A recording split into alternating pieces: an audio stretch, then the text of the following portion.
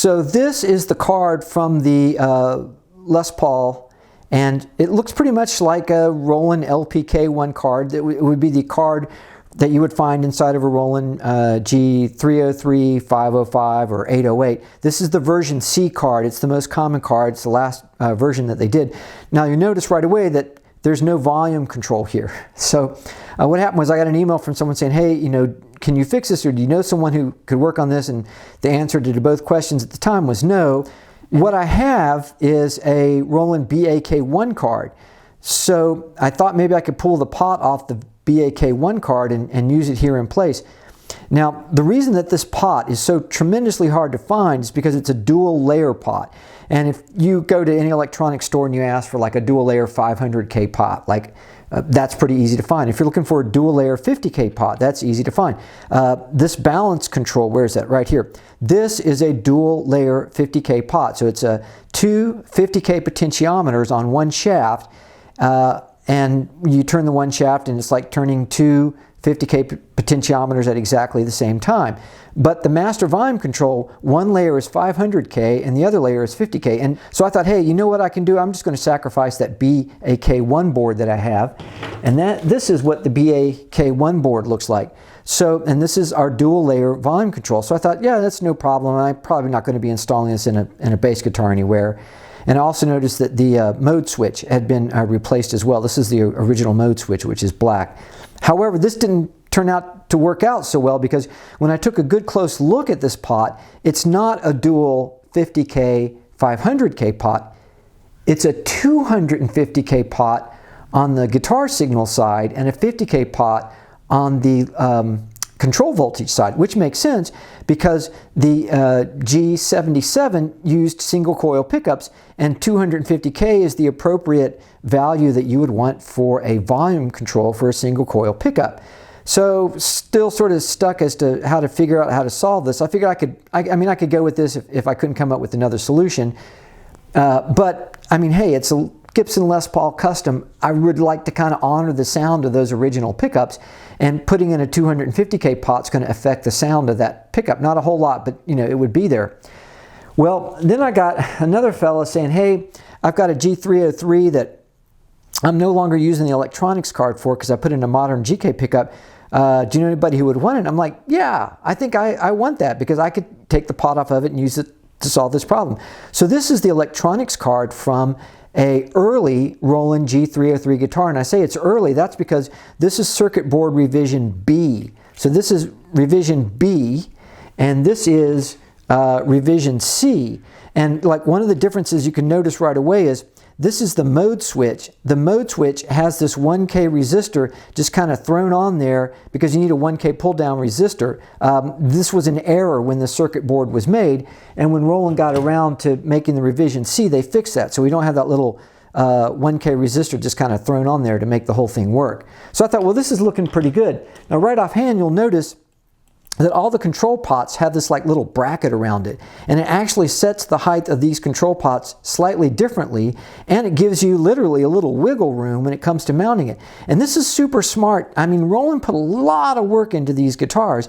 This way you could mount this card onto a carved body, and you don't have to have all these pots at exactly the same level, because that's what's going to happen with a carved top guitar. The pots are all going to be going in a slightly, they're not like on a flat plane, they're going to be all tilted a little bit differently, and this enabled you to mount the card securely onto a carved top guitar. Now interestingly enough, the LPK-1 kits, they don't have these frames around the other volume controls, but they do have the frame around the master volume control. And I think that's important because that gives an anchor point when you're installing the card. And that's maybe why the Gibson had a problem. If there's no anchor point for the card, that means that the card can kind of shift around in the guitar, and over time you might get some of the leads to the various controls breaking. And I noticed that this balance control did have a broken wire, and this may be exactly what the problem is, because the fellow who sold me the guitar also has a Ibanez IMG 2010, and he said, hey Wayne, I tried putting the IMG 2010 volume pot in there and it still did not work. I don't know why. Now this could explain exactly why the guitar failed, because the master volume control generates a master volume control for pin 8. However, almost none of the Roland synths use the master volume control. The GR-100 and GR-300, they don't do anything with the master volume control.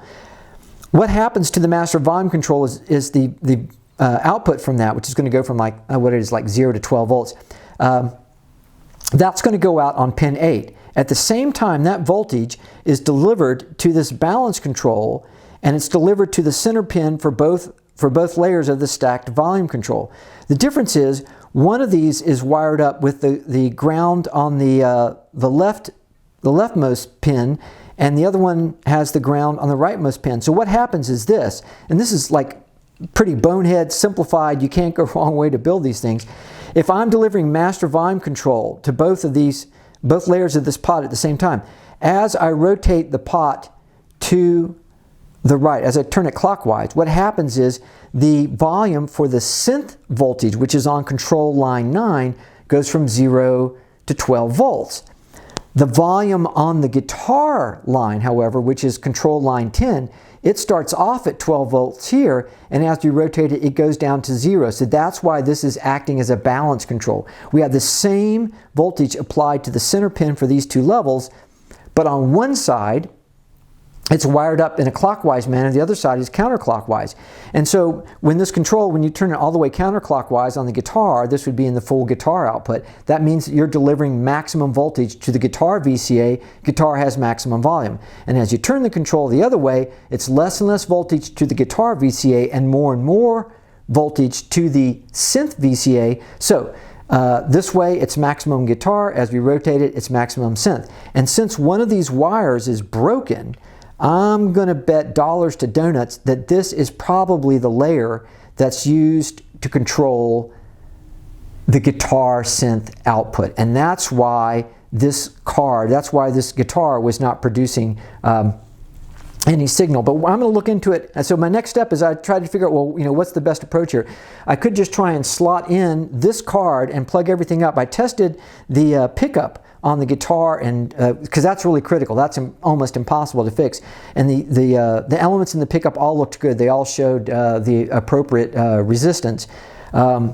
So I could just, in theory, drop this in place and fire it up. But again, this is the older version of the card. I would maybe like to go with the last revision of the card. So I think what I'm going to do is label all of these pots, and then I'm going to disconnect so I know which one is which. I'm going to take everything off the board, unsolder all these wires, and then test each pot out of the circuit to make sure that it works correctly, goes smoothly from 0 to 50K or whatever the value is. Once I've done all that, I'm going to put everything back. I'm going to use some shrink wrap where we've got these parts soldered on here to make it less likely that something comes off in the future. There's not going to be a whole lot to protect against something like this. It's unfortunate, and when I looked inside the Les Paul, I noticed that the way it was carved out was kind of odd, so maybe it's not really possible to use that frame because this kind of shifting around that could have made this wire fail in the first place may have been the source of the problem. Somewhere down the road it could possibly happen again. But once I've got all these pots reattached, I've tested everything, I know that it works well, I can connect the 24-pin connector right here and test just about everything except for the actual signal from the synth pickup, and I can and the LFO touchpads. I think I might be able to work out a way to get around that. But I can hook it up to a GM70 and look at the output, the MIDI values, and determine that if all these controls are working correctly. And then I'll see where I stand at that point. And then at that point, then I'm going to look into pulling the volume control off of these electronics. Here's the hard part, of course, is getting these frames off, because it's a pretty good chunk of solder that's on there, and you don't want to overheat it. You don't want to heat it up so much to risk destroying it. But I've got a desoldering tool with a vacuum, a Hakko, and that usually does a pretty good job. And we'll see if this thing gets down the road and we get that Gibson Les Paul up and running.